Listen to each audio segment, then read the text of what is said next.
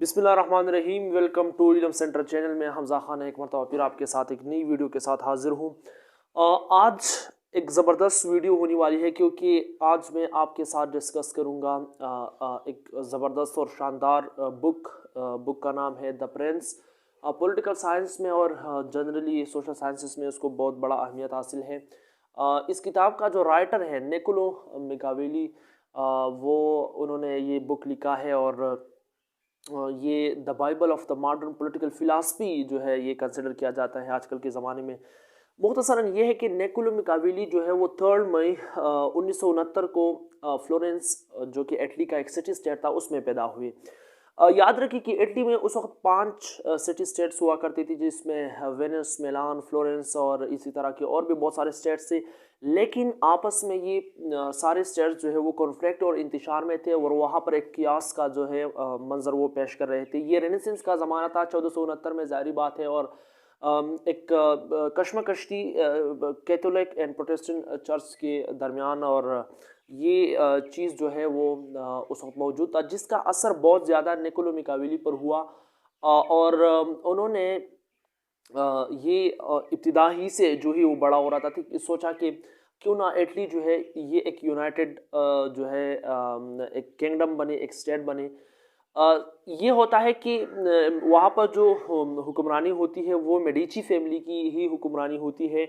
लेकिन बाद में उसको जो है ना उससे वो इख्तियार छीन लिया जाता है और वहाँ पर बरसर इख्तियार आते हैं अवामी और जमहूरियत, मतलब अवामी हुकूमत, यानी फ्लोरेंटाइन रिपब्लिक जो है फ्लोरेंस वो बन जाता है। इसी दौरान निकोलो मिकावेली तरक्की भी करता है और बहुत बड़े ओहदों पर फैज़ होता है। लेकिन ये बुक जब वो लिखता है तो ये 1513 में 1513 में ये जो है वो क्या करता है, ये बुक लिखता है। इस बुक का जो मेन पॉइंट्स है या लेसन है वो मैं आपके साथ शेयर करूंगा। 10 पॉइंट्स जो है मैंने कुल इसका आपके सामने मैं आज डिस्कस करूंगा। सबसे पहला है कि फर्स्ट चैप्टर से जो आगाज़ होती है, इसमें टोटल 26 चैप्टर्स है और काफ़ी मुश्किल बुक है। ज़ाहिर बात है आपने इसके लिए बहुत ज़्यादा कीनली इसको ऑब्ज़र्व करना होगा और आपने इसको स्टडी करना होगा। तो यहाँ पर मैं आगाज़ करूँगा प्रिंसिपलिटीज़ से। देखिए, प्रिंसिपलिटीज़ का मतलब है स्टेट सिंपली, और यहाँ पर इसका जो निकोलो मिकावेली ने जिक्र किया है वो है प्रिंसली रूल स्टेट। तो इसका ही मुख्तलिफ अक़साम बयान करते हैं। और ये किताब उन्होंने लिखा किसके लिए? मेडिची फैमिली की जो उस वक्त का जो हुक्मरान था लोरेंज़ो डी मेची, उसके लिए ये बुक लिखा। और इस किताब में जो है ना बहुत सारे ऐसे टिप्स एंड ट्रिक्स बताए गए हैं। यानी इस किताब के लिखने का मकसद ही एक ही मकसद था कि किस तरह एक बादशाह या हुक्मरान अपनी जो उसकी सुल्तनत है उसको या उसकी हुक्मरानी है उसको तूल दे सकता है। बस महज इसके लिए उन्होंने जो है ये किताब लिखा।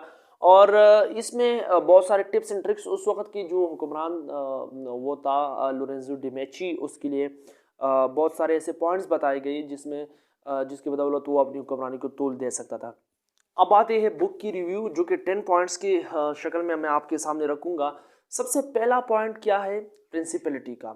इस बुक का आगाज़ जो फर्स्ट चैप्टर है वो प्रिंसिपलिटी से होता है। और प्रिंसिपलिटी निकोलो मिकावेली इसका मतलब बोल लेते हैं प्रिंसली रूल स्टेट। लेकिन वो कहता है कि ये भी मुख्तलिफ होते हैं। एक होता है हेरिडिटरी प्रिंसिपलिटी।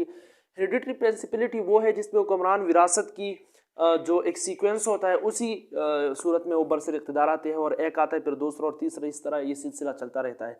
और वो हेरिडिटरी प्रिंसिपलिटी को एक ज़बरदस्त स्टेट वो कंसिडर करते हैं और हुक्मरानी वो मानता है इस हवाले से कि हेरिडिटरी प्रिंसिपलिटी में सिर्फ हुक्मरान क्या करता है कि उसका फेस बदल जाता है, बाकी जो सारा सिस्टम होता है, जो जो रस्म व रिवाज होता है, जो निज़ाम होता है, जो मैकेनिज़्म होता है, वो वही का वही सेम रहता है। इसीलिए वो कहता है लोरेंज़ो डी मेची को कि आप क्या करें, आप इन रिवायात के ख़िलाफ़ ना जाया करें और इसी तरह आप इसके साथ चलते रहे ताकि आपका ये हुक्मरानी ये तूल पकड़े और आप बहुत अरसे तक जो है आप हुक्मरानी कर सकें।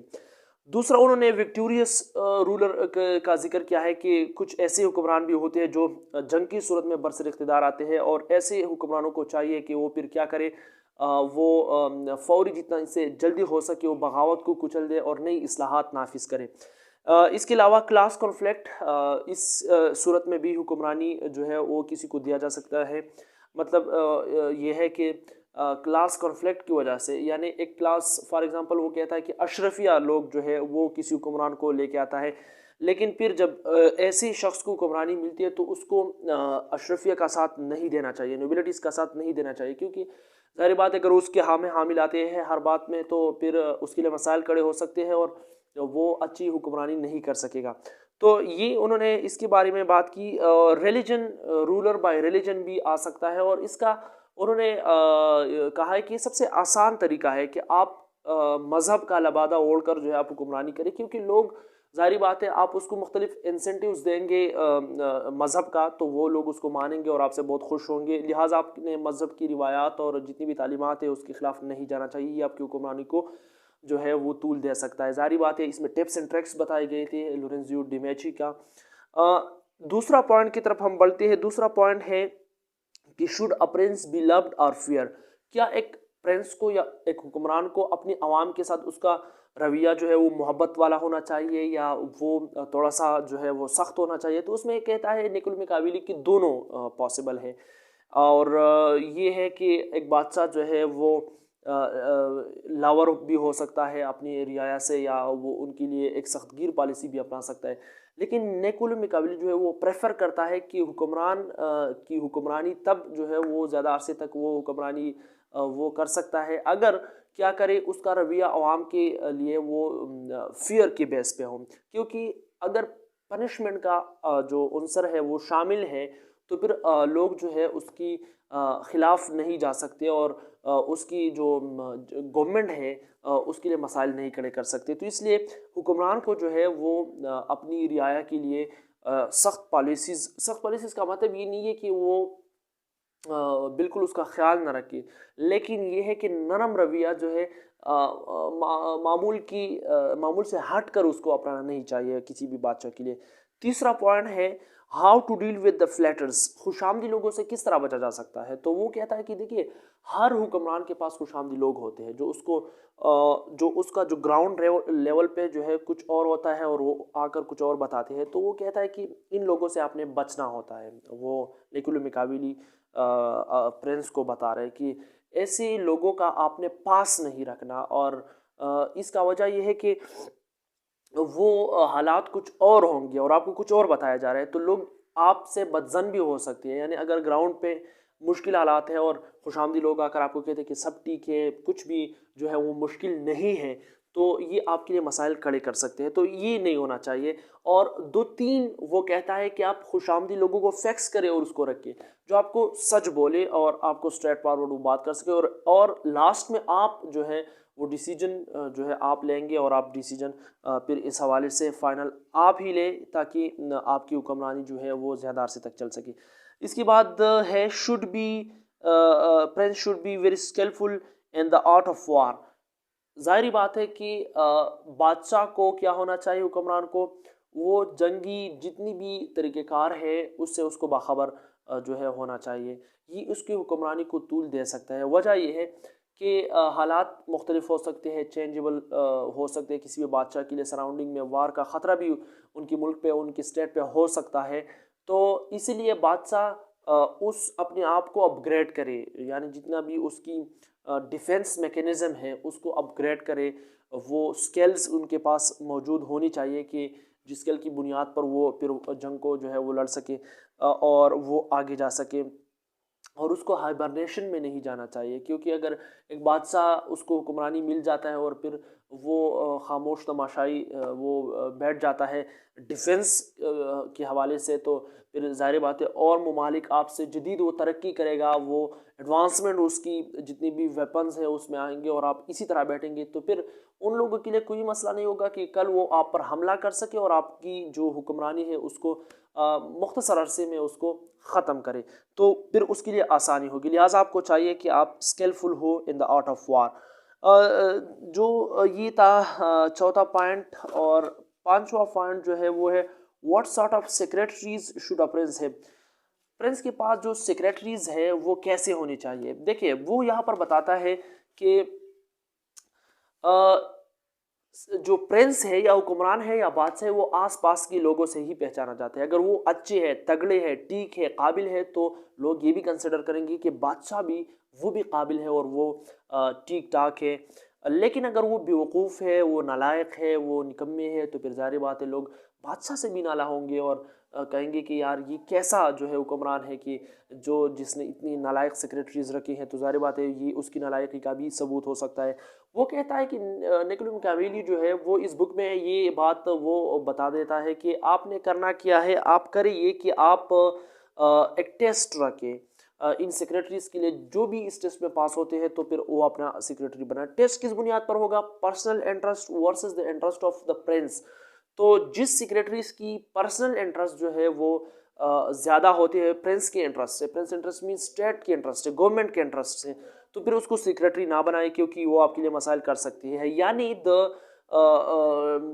Interest of the prince should be primary to those secretaries. उसको बिल्कुल ये प्राइमरी होना चाहिए, सेकेंडरी नहीं। जो छठा पॉइंट है वो ये कि how can a prince be renowned, या मैं इस तरह की कहूँगा कि should a prince participate in war और नॉट, क्या एक प्रिंस को जो है वो जंग में हिस्सा लेना चाहिए या नहीं।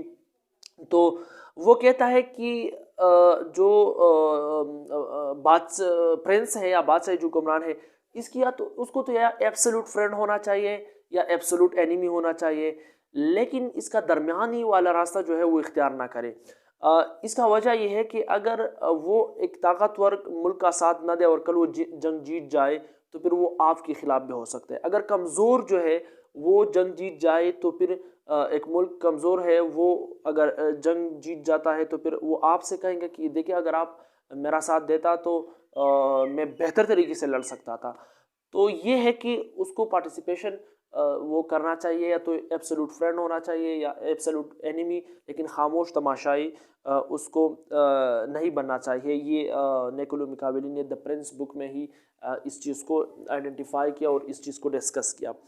जो सातवां पॉइंट है वो ये है कि प्रिंस क्या वो ज़्यादा खर्चा करे या वो किफ़ायतशारी से काम ले। तो ये कहता है कि बिल्कुल निकोलो मैकियावेली जो है वो प्रिंस को ये मशवरा देता है कि अगर आपने लोगों की दिलों में अपना घर जो है वो बरकरार रखना है तो या उसकी इज़्ज़त जो आपका है वो लोगों के सामने और भी बढ़ना चाहिए, तो आपको किफ़ायतशारी से काम लेना चाहिए कि लोग ये समझे कि देखिए प्रिंस जो है वो हमारे ख़जाने का, हमारे पैसों का, वो हमारे टैक्सेस का ख्याल रखता है और वो फजूल खर्ची नहीं करता, तो आपने फजूल खर्च।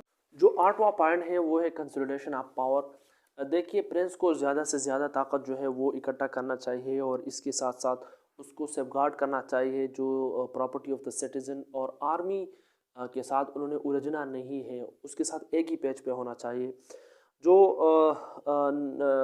नौवां पॉइंट है वो यहाँ पर है स्टेट एडमिनिस्ट्रेशन। देखिए वो कहते हैं कि स्टेट एडमिनिस्ट्रेशन जो है वो दो तरीक़ों से उसको चलाया जा सकते हैं। एक गुड लॉज है जो कि ख़ुद प्रिंस बनाएगा, और एक है जो सिटीज़न आर्मी के लिए है और उसका जो जो जितना भी देखभाल है उसके लिए वो लॉज जो है वो बनानी चाहिए। और लास्ट और 10वां पॉइंट वो है method of the settling conflict का। तो अगर रियासत में कॉन्फ्लिक्ट आए और मुश्किलात आए तो या कोई मसला पैदा हो तो उसको किस तरह हल करना है, उसकी भी वो दो तरीके बता देते हैं। एक है यूज़ ऑफ लॉ जो मेथड ऑफ ह्यूमन है, दूसरा है यूज़ ऑफ पावर जो कि मेथड ऑफ बीस्ट है। लेकिन वो कहता है कि प्रिंस को ये दोनों चीज़ें जो हैं, ये दोनों तरीके उसको इस्तेमाल करना चाहिए। और prince should use cunning of fox with strength of lion. उसका ये जुमला है कि बादशाह को लोमड़ी जैसा चालाक होना चाहिए और शेर जैसा बहादुर होना चाहिए। तो आई होप आपने इससे कुछ गेन किया होगा।